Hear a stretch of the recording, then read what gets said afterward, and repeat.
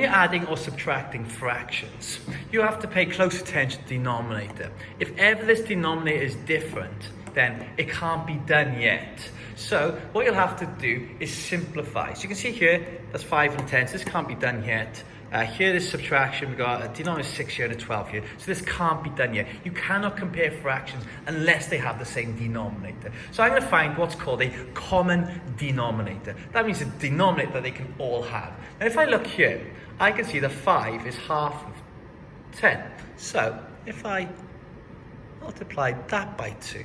Okay, so whatever I do to the denominator, I always must do to the numerator, so that keeps the value the same. So if I multiply denominator by 2, I then do the same to the numerator.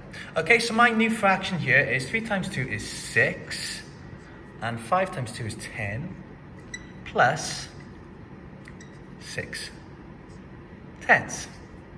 So now that my denominators are lined up perfectly, now I can complete this calculation. So 6 plus 6 is 12, and that's over a denominator of 10. Now I could simplify this and say it's the same thing as 6/5, but I'll leave that for now.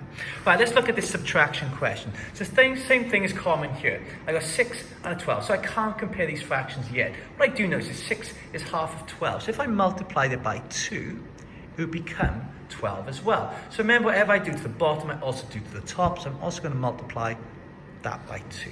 Okay, so let's write this out again. So 4 times 2 is 8. And 6 times 2 is 12. And I'm going to subtract that and keep this the same. So take away 6 twelfths. And now, because my denominator is the same, I can work it out perfectly. So 8 take away 6 is 2. And my denominator is 12.